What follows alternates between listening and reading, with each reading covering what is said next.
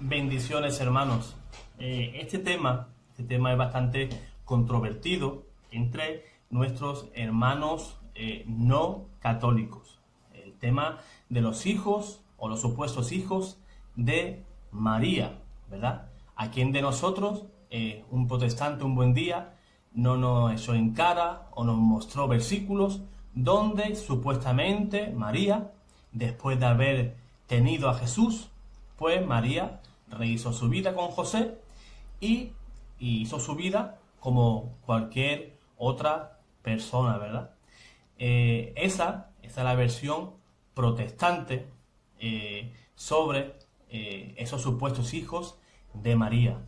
Hoy quiero explicaros el tema, pero desde la perspectiva de San José. Nos queremos entrar de lleno en lo que es la figura de San José dentro de este tema y qué nos dice la Escritura sobre San José, el santo silencioso. Este buen hombre que fue elegido por Dios para ser el tutor de su hijo y el guardián de la Sagrada Familia, quien tenía que proveer por María y por Jesús. Eso lo vamos a ver con las Escrituras. Vamos a comenzar viendo la profecía desde Isaías. Vamos a ver qué señal o qué promesa prometió Dios mismo sobre esta mujer, esta santa mujer, María.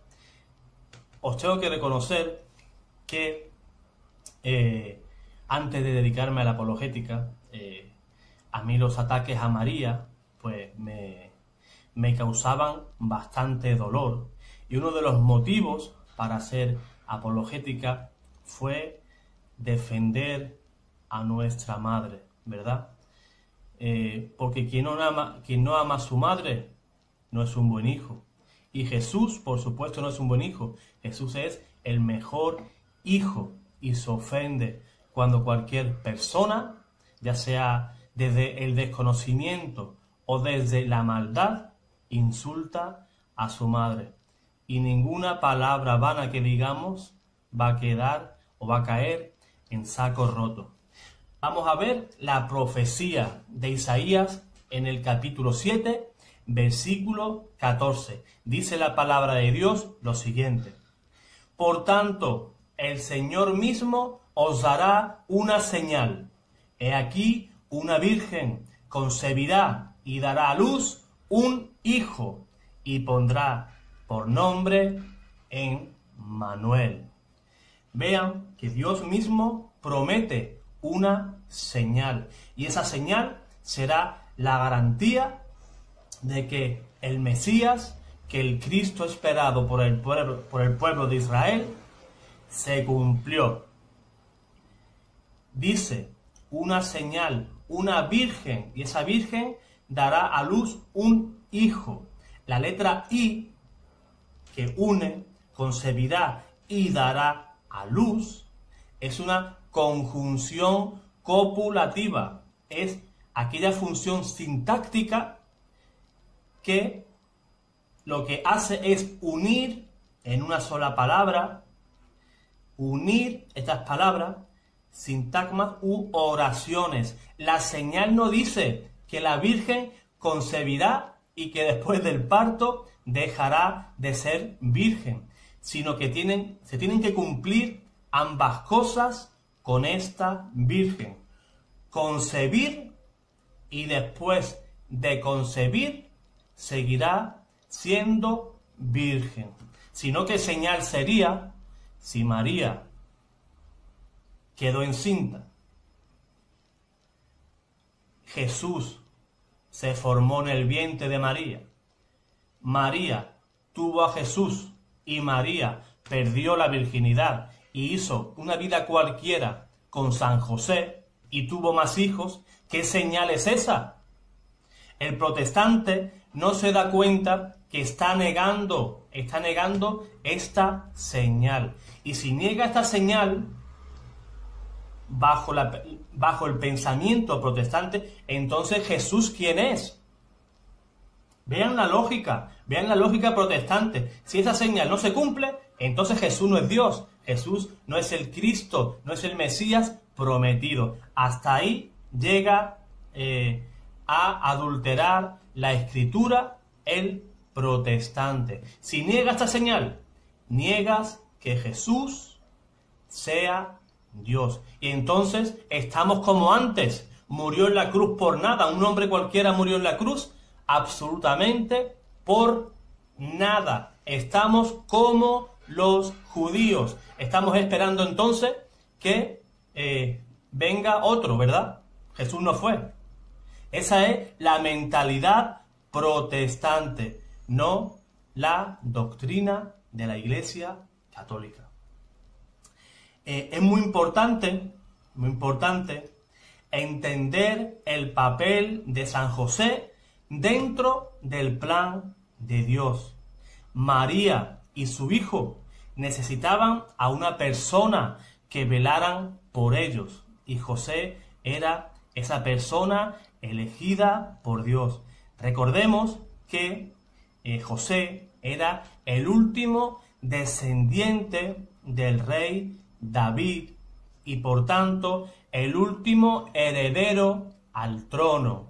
Un simple carpintero era el último descendiente de David. Vean cómo esas grandezas, cómo esa dinastía del rey David quedó al final en nada, en un simple carpintero. Vamos a ver con la Escritura cómo José era el encargado de proveer a María y a su hijo. José, al enterarse de que María había quedado encinta, quiso repudiarla en secreto. Eso lo podemos ver en San Mateo, capítulo 1, versículo 19. Después, en el siguiente versículo, vendría el ángel del Señor y le dijo lo siguiente: José, hijo de David, no temas de recibir a María, tu esposa, porque lo que ha sido engendrado en ella proviene del Espíritu Santo. Ella dará a luz un hijo, a quien pondrás por nombre Jesús, porque él salvará a su pueblo de todos sus pecados. Vean, el mismo ángel le encarga que él va a tutelar a Jesús. Él va, ante los ojos de los hombres, José va a ser el padre. ¿Por qué digo eso? Porque el judío, el padre, era el que colocaba el nombre al hijo. Y José tenía el encargo delante de los hombres de poner el nombre a su hijo. Y ese nombre era Jesús. Dios salva. José tenía 3 opciones. 1, 2 y 3.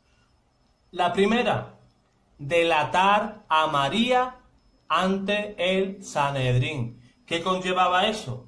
Llevaba la pena de muerte. María tenía que ser lapidada a piedra. Segunda opción, que es la que eligió José en un principio: abandonar a María y él mismo quedar como un irresponsable. Él amaría tanto a María que prefería que la gente lo tacharan de irresponsable, de mal padre, antes de condenar a María a piedra. O la tercera, criar y tutelar al Hijo de Dios, a Jesús, proveer por ese Hijo y por María. José, como hombre justo, aceptó el encargo de parte de Dios. Así lo vemos en los versículos de San Mateo, capítulo 1, versículos 24 y 25. Dice lo siguiente: al despertar José hizo lo que el ángel del Señor le había ordenado.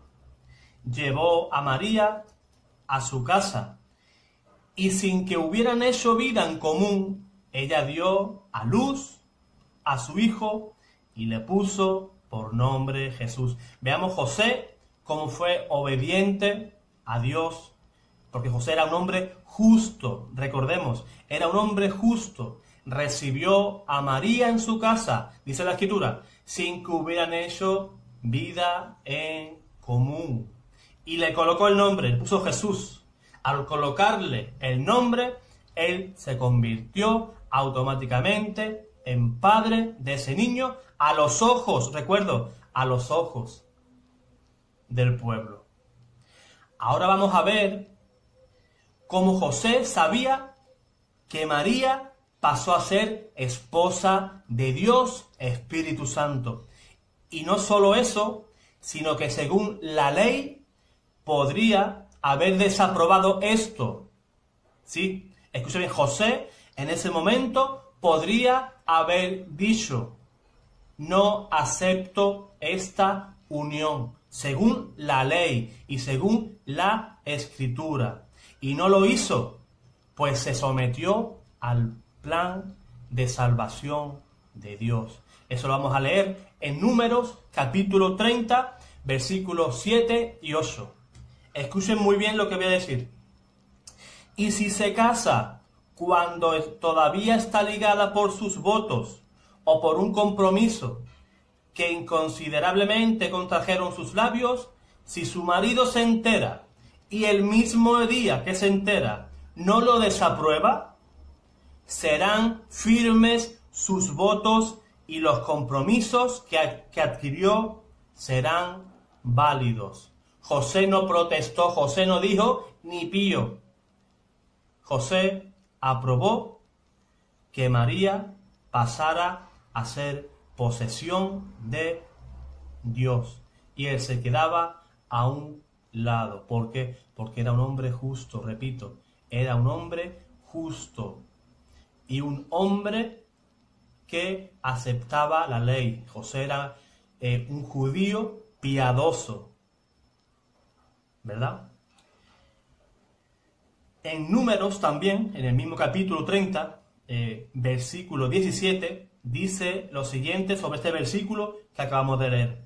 Estos son los preceptos que Yahvé dio a Moisés acerca de las relaciones entre marido y mujer. ¿Ve? Esto era un precepto dentro de la ley de Dios. José, siendo justo, perdón que me repita, pero es que hay que recalcarlo, era justo, lejos de oponerse, aceptó ser la cabeza de la familia, quien tenía que velar por María, quien tenía que velar por Jesús. José sabía que María era posesión de Dios, era la madre del Hijo de Dios, y por esto mismo rehusó de mantener relaciones maritales con María. Él sabía que tocar a mujer de otro, según la ley, estaba castigado. ¿En qué cabeza cabría semejante cosa? Y menos con alguna posesión de Dios. José era un hombre inteligente. Por su cabeza tendría que haber pasado un hecho ocurrido durante el reinado del rey David, cuando Uzá, un siervo de David, murió fulminado por la ira de Dios. ¿Por qué? Porque tocó el arca, tocó un simple cajón que contenía lo que sería figura de lo que se cumplió en el vientre de María. Recordemos, José es piadoso, se acordó de aquello que contenía el arca de la alianza. María es prefigura y figura en el Nuevo Testamento como el arca de la nueva alianza. Esto lo podemos ver en otro vídeo más adelante. Tema precioso. El arca de la alianza contenía, en primer lugar, la vara de Aarón, sumo sacerdote, el maná, prefigura de la Eucaristía, del pan vivo bajado del cielo, y las tablas de la ley, la palabra de Dios. La palabra se encarnó. José no era estúpido, José era inteligente, y él sabía que las posesiones de Dios no se podían tocar, so pena de muerte. Las cosas de Dios son así. La misión de José no era conocida por sus convecinos. Podemos ver como todo el mundo pensaba que José era el padre biológico de Jesús. Eso lo podemos ver en Mateo 13:55. Este misterio solamente era conocido por los más allegados, por supuesto que por María, por supuesto que por José, como también por su prima Isabel, la prima de María, de la Virgen María. Simeón, que reconoció a Jesús como profeta. Y como dijo, un dato muy importante, como dijo San Ignacio de Antioquía en el año 107, que el nacimiento de Cristo se realizó en el silencio de Dios y quedó incluso oculto a los ojos del diablo.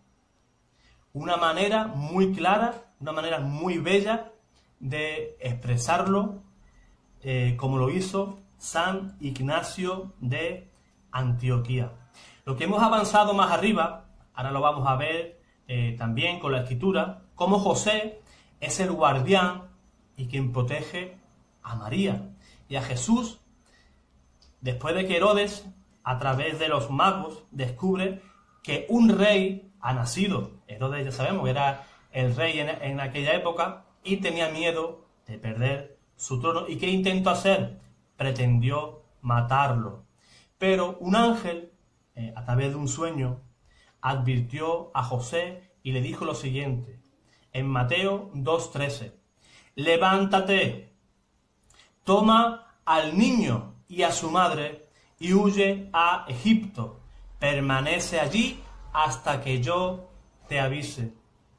Lean el pasaje y miren qué interesante lo que dice el ángel. El ángel dice, toma al niño y a su madre. Qué cosa, ¿verdad? Qué desconsiderado el ángel, ¿verdad? ¿Por qué no le dijo, coge a tu hijo y coge a tu mujer? ¿Por qué, aunque José, aunque legalmente a los ojos de los hombres era el padre, no así en el cielo ni para las cosas de Dios? Ya que él era el tutor y padre que tutelaba a Jesús en este mundo. Tampoco le dijo, toma a tu mujer, ya que en el plan de Dios, María es posesión de Dios. Recordemos, el Espíritu Santo la cubrió con su sombra, la eligió Dios y engendró al Hijo de Dios, al Mesías. Vamos a hacer una comparación, vamos a hacer un paralelo entre lo que hemos leído, este último versículo de Mateo, capítulo 2, versículo 13, lo vamos a comparar con un hecho muy parecido en Génesis 19:15. Vean con qué diferencia la Escritura trata a José y en este caso a Lot. Atentos. Génesis 19:15. Al despuntar el alba, los ángeles instaron a Lot, diciéndole, vamos, saca a tu mujer y a tus 2 hijas que están aquí para que no sean aniquilados cuando la ciudad reciba su castigo. Vean qué diferencia, como a Lot el ángel o los ángeles, en la advertencia dice, toma a tu mujer y toma a tus hijos. Una cosa impensable, una cosa totalmente impensable en aquella época, ya que una mujer en aquella época valía menos que un animal. Eso sería totalmente impensable. ¿Por qué? Porque la mujer era posesión del marido. Hemos visto esta diferencia, ¿verdad? Hemos visto desde la perspectiva de José. Creo que ha quedado claro que el papel de José no era el engendrar hijos con María, de aumentar la familia con María, sino que José tenía que velar por el bien de María y por el bien de Jesús. Un caso, vamos a seguir viendo el tema. Los hermanos protestantes dicen que en el Nuevo Testamento, en la Biblia, la palabra hermano significa hermano de sangre.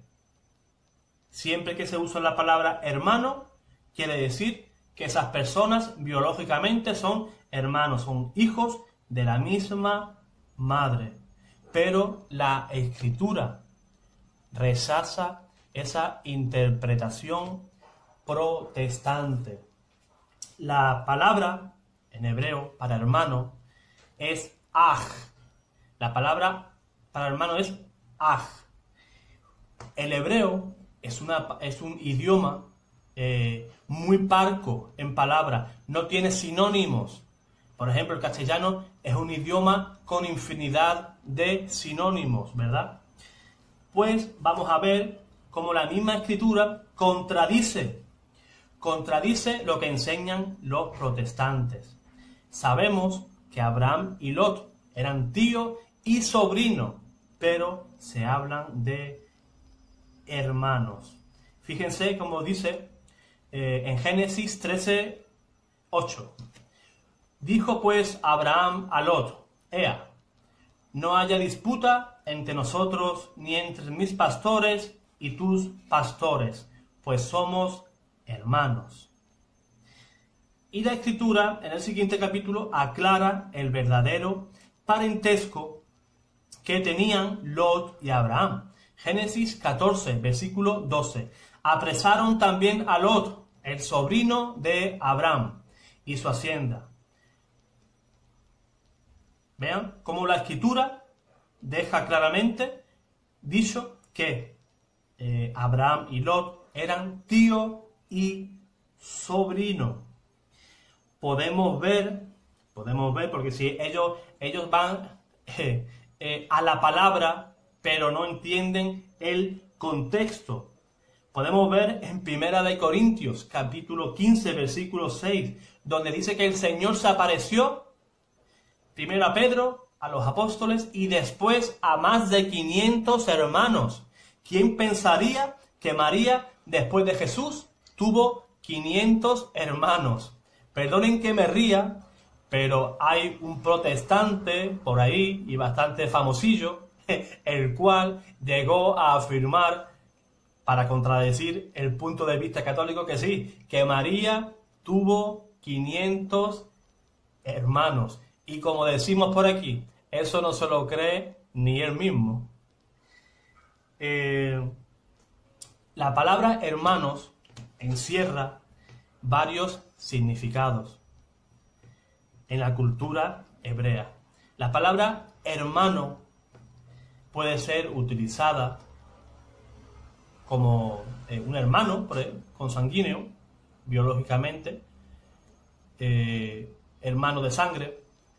También puede ser por una persona de tu misma religión, un correligionario tuyo, un hermano en cuestión de raza, ¿verdad? Dos personas que tengan un mismo fin, ellos se llaman hermanos. Y lo que te digo, te lo afirmo con la Escritura. Dice en 2 de Samuel, capítulo 19, versículo 13. Dice así la Escritura: ustedes que son mis hermanos de mi misma raza, ¿van a ser los últimos? El rey David mismo afirma que los mismos lugareños de su misma raza, de su mismo pueblo, son sus hermanos. Por ejemplo, otro versículo más que le puedo dar, hay infinidad. Si yo tuviera que darle una lista por la cual yo tuviera que enumerar todos estos ejemplos, pues nos quedaríamos solos. Habría que dar infinidad de ejemplos. Otro ejemplo, como le he dicho, Segunda de Reyes, capítulo 2, versículo 7. Dice la Escritura que a Eliseo lo acompañaban 50 hermanos profetas. Aparte de la dificultad de tener 50 hermanos, esos 50 hermanos eran profetas, ¿verdad? Otro ejemplo les voy a dar para que ustedes vean que la palabra hermano no quiere decir hermano de sangre. En la Escritura no existe la frase, el versículo que diga tal persona eran hijos de María. Eso en ninguna Biblia aparece. En la peor traducción que exista, por ejemplo, la de los Testigos de Jehová, una Biblia totalmente manipulada, pues ni ahí mismo dice semejante cosa que afirman los hermanos protestantes. Vean este ejemplo que llama poderosamente la atención y que es bastante claro. Jesús, después de resucitar, tuvo un encuentro con María Magdalena. Esto lo podemos ver en el Evangelio según San Juan, capítulo 20, versículos 17 y 18. Dice Jesús: no me toques, que todavía no he subido al Padre, pero vete donde mis hermanos. Jesús los manda donde sus hermanos. Vamos a ver más adelante quién son sus hermanos. Y diles: subo a mi Padre y vuestro Padre, a mi Dios y vuestro Dios. Y fíjense dónde fue María Magdalena. Fue María Magdalena y dijo a sus discípulos que había visto al Señor y que había dicho estas palabras. María Magdalena, según el protestante, desobedecería a Jesús. Jesús lo mandó donde sus hermanos y María se fue a donde sus discípulos, ¿verdad? Porque en la cultura judía, en la cultura hebrea, como estamos diciendo, los hermanos eran los que seguían un mismo fin, una misma religión, los hermanos de raza, ¿verdad? No que María Magdalena desobedeciera a Jesús. Como, si quieren torcer la Escritura de nuestros hermanos, podrían decir que María Magdalena desobedeció a Jesús y por tanto fue a avisar a sus discípulos. Una vez que ya hemos aclarado un poquito, yo espero que haya quedado al menos básicamente expresado, ¿verdad? Que la palabra hermano no quiere decir hermano de sangre, hijo de tu madre. Una vez aclarado esta palabra, hermano, en el contexto bíblico, vamos a tratar de arrojar un poco de luz sobre los supuestos hermanos de Jesús y que los protestantes nos sacan 4 nombres y que el católico que no tenga formación apologética le empiezan a temblar las piernas, ¿verdad? Y hasta le tiembla el hablar y no sabe dar respuesta correcta a los enemigos de la fe católica. El versículo favorito que se frotan las manos los protestantes: San Marcos capítulo 6, versículo 3. Dice lo siguiente: ¿No es este el carpintero, el hijo de María y hermano de Santiago, José, Judas y Simón? ¿Y no están sus hermanas aquí entre nosotros y se escandalizan a causa de él? Aquí tenemos esos 4 nombres a los que vamos a tratar de buscar los padres en la Escritura. Vamos a analizar 2 pasajes de un mismo hecho, visto desde 2 evangelistas diferentes, Mateo y Juan. Analicemos con atención los protagonistas de estas 2 imágenes bíblicas. Vamos a leer Mateo 27, 56, y dice así: entre ellas estaban María Magdalena. Hablamos cuando estaban al pie de la cruz. Entre ellas estaban María Magdalena, María, la madre de Santiago y José, y la madre de los hijos de Zebedeo. Leemos San Juan 19, 25. Junto a la cruz estaban su madre, María, la Virgen María, la hermana de su madre, María, Don María, que dice que son hermanas, María, la mujer de Cleofás, y María Magdalena. Veamos estas 2 escenas de un mismo hecho. Jesús está crucificado y ahí están estas mujeres. Vamos a ir descartando. En Mateo hay 3 mujeres, en San Juan esas mismas 3 mujeres, más María, la madre de Jesús. La Biblia siempre que aparece María, la Virgen, siempre la diferencia de las demás. Eso lo podemos ver, por ejemplo, también en Hechos, capítulo 1, versículo 14. María, la madre del Señor, y el resto de mujeres. Vean cómo María tiene ese lugar especial y la llaman por su nombre y la destacan. La destacan y la sacan del saco. No está junto con otras mujeres, es una mujer diferente, por lo menos para los apóstoles y para nosotros los católicos. Por tanto, la Virgen María queda descartada como madre de María, de Santiago y José. María Magdalena y José. María Magdalena no se le conocen hijos, según la Escritura. María, madre de los Zebedeos, se descarta lógicamente, y nos queda María de Cleofás como la mamá de Santiago y José. María de Cleofás es la madre de los Zebedeos. De momento, 2 calumnias le hemos quitado a María, nuestra madre. El Evangelio dice que María de Cleofás era hermana de la Virgen, pero seguramente sería prima o familiar de esta, ya que hermanos de sangre no van a tener el mismo nombre, ¿verdad? Por lógica.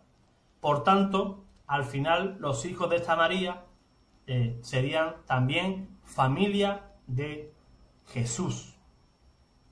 Además, si miramos el contexto histórico, sería ilógico que San José pusiera su nombre a su hijo, el mismo nombre, José, ¿verdad? Ya que esa costumbre nunca fue judía. José, no, aparte que recibió el encargo de cuál nombre tenía que recibir, ese José que nos dice la Escritura no puede ser hijo de José. Esa no es la costumbre judía, esa no es la costumbre, no es la cultura semítica. Nunca verás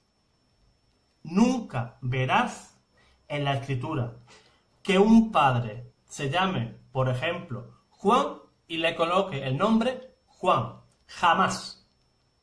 Fíjate, los hijos de Abraham, sus 2 hijos, no recibieron el nombre de Abraham. Fíjate en todas las genealogías, jamás han puesto el mismo nombre del padre a un hijo, porque el nombre denotaba el carácter de esa persona. El judío no le colocaba el nombre a su hijo como cualquier cosa, como nosotros hoy en día. Hoy a nosotros nos da igual llamar a nuestro hijo Antonio que José, que Alfonso, que Alberto. A nosotros nos da igual lo que signifique ese nombre, se lo colocamos porque nos pareció bien y punto. Para un judío, no.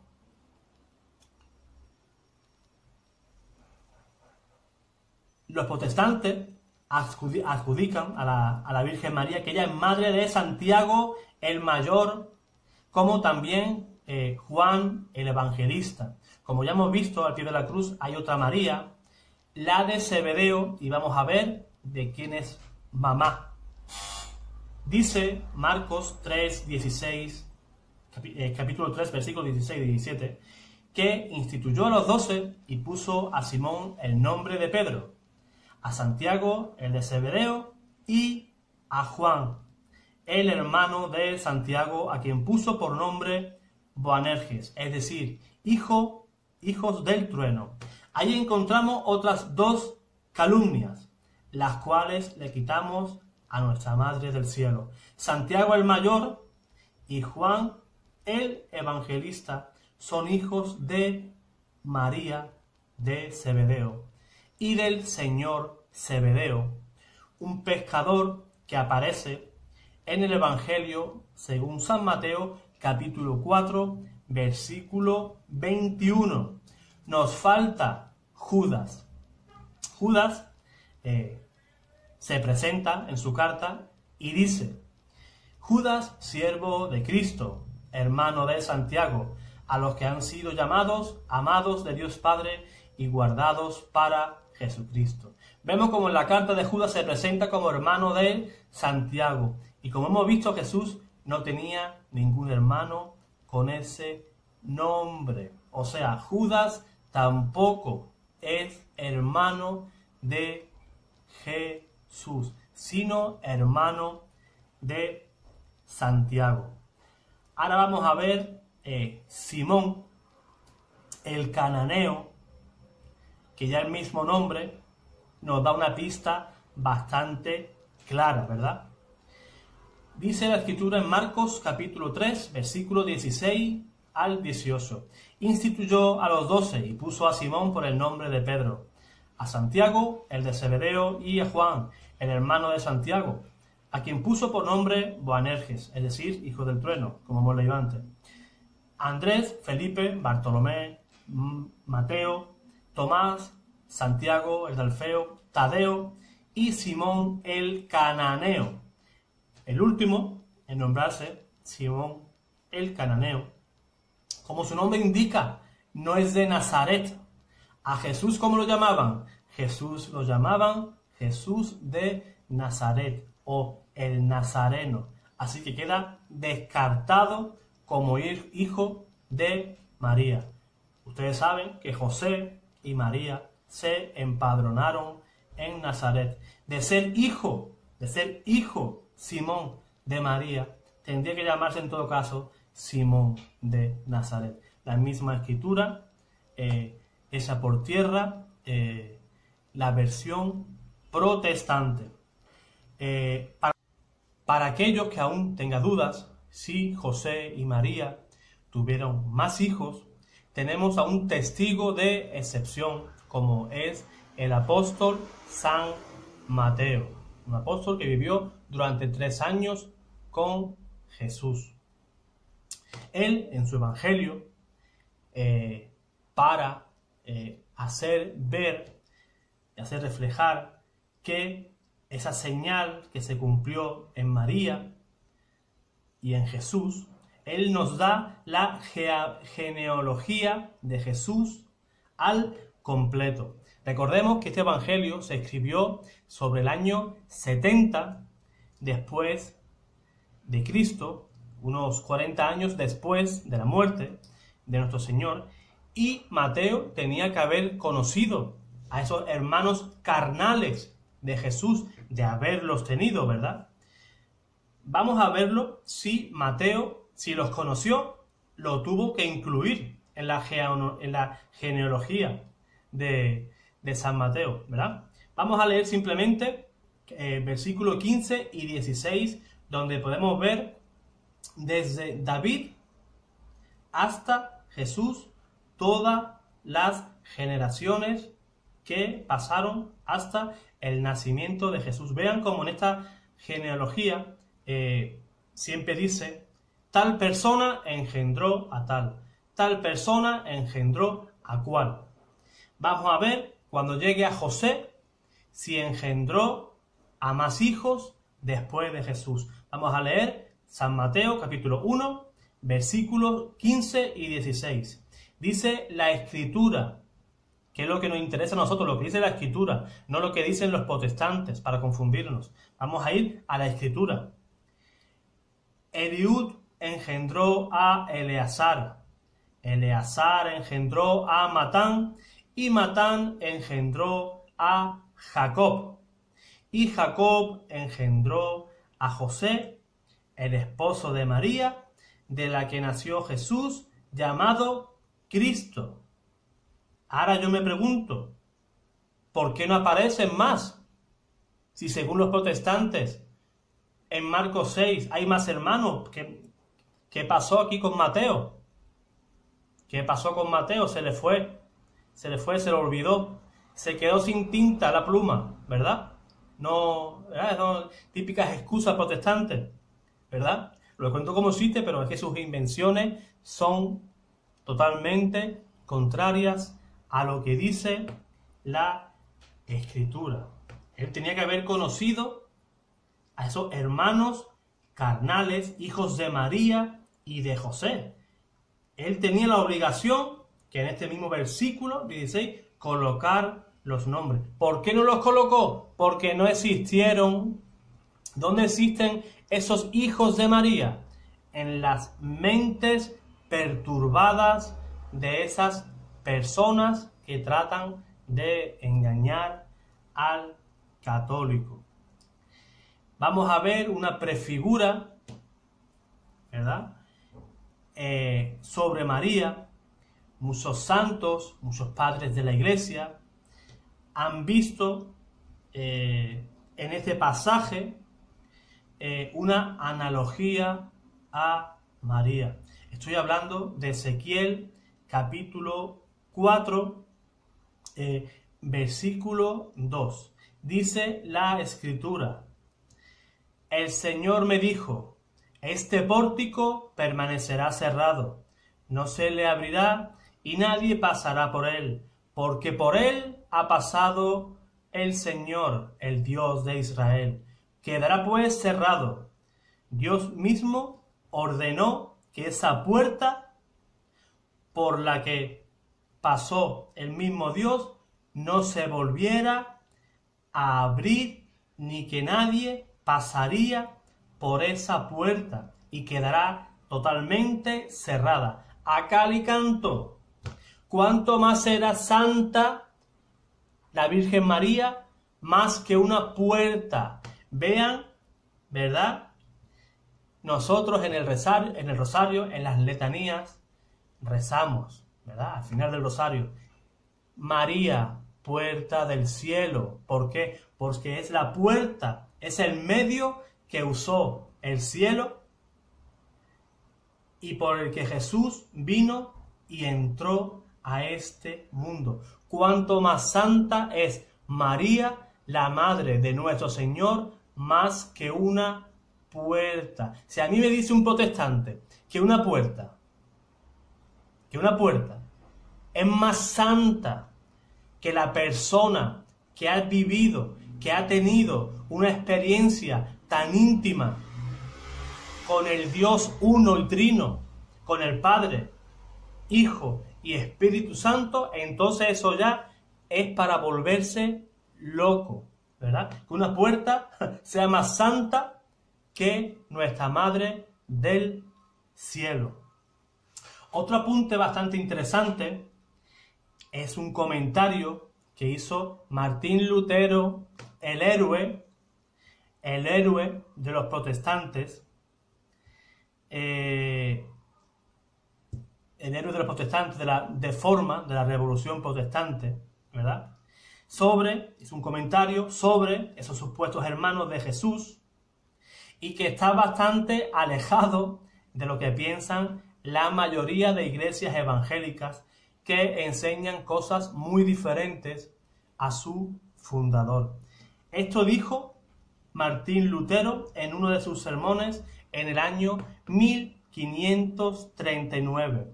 Dijo Martín Lutero, el papá de los protestantes: Cristo fue el único hijo de María, y la Virgen María no tuvo otros hijos aparte de él.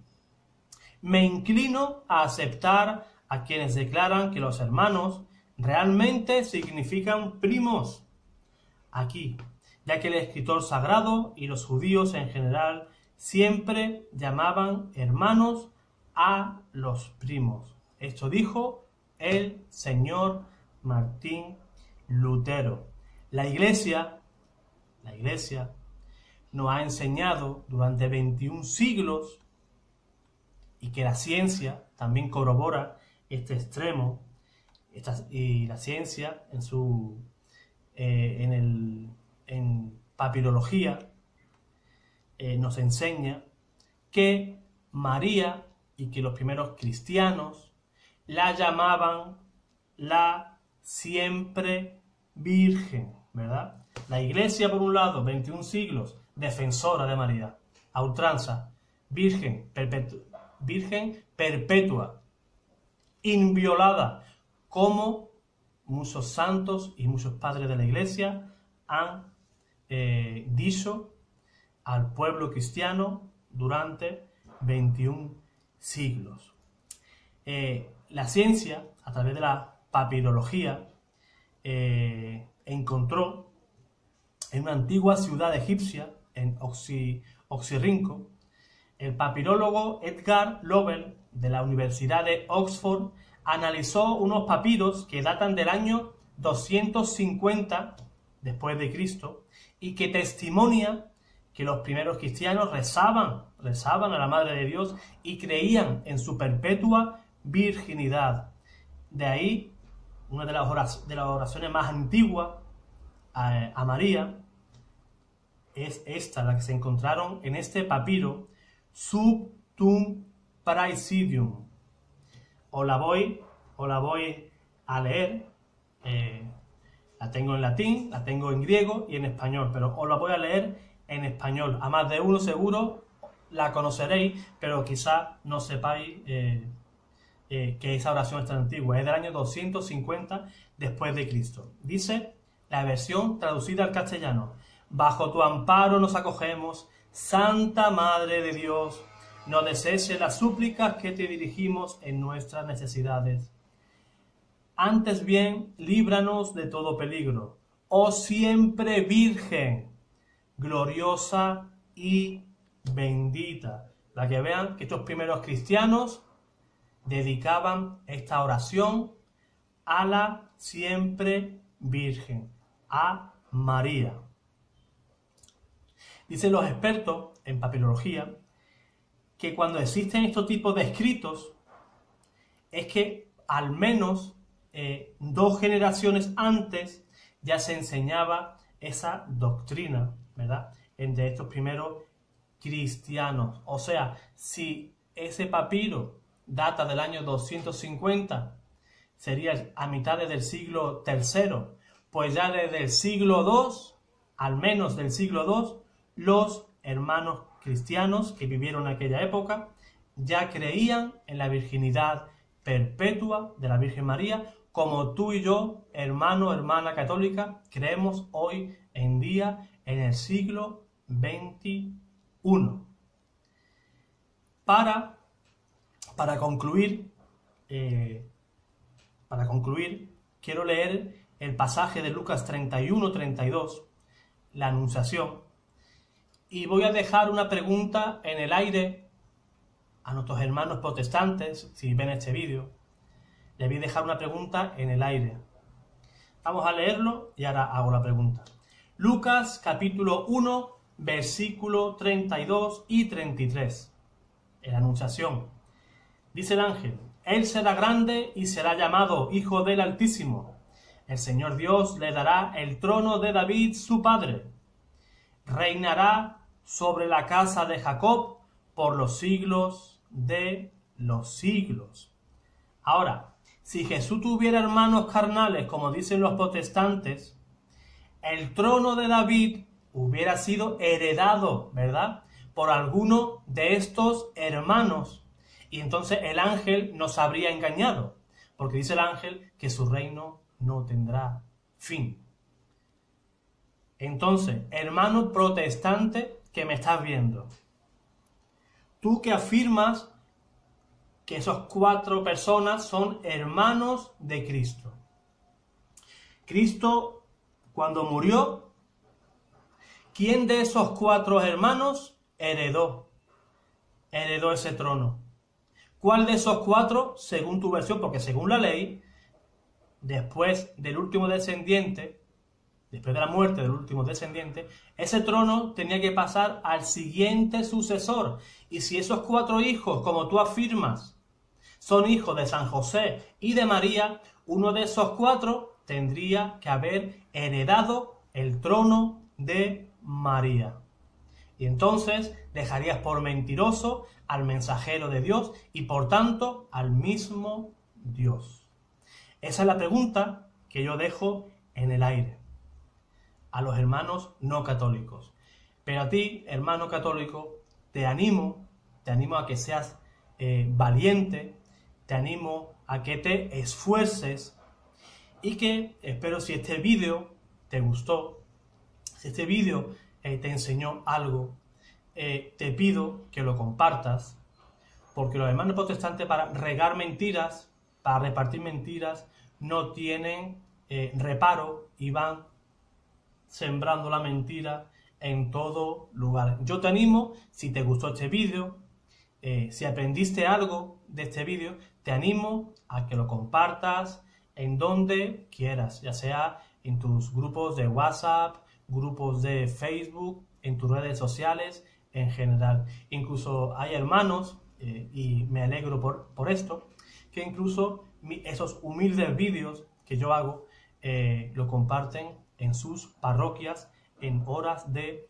catequesis. Yo agradezco que se haga esto, pero que todo sea para la gloria de Dios y por el bien de nuestra Santa Iglesia. Hermano, esfuérzate y sé valiente, porque Dios y su Iglesia está contigo. Dios te bendiga.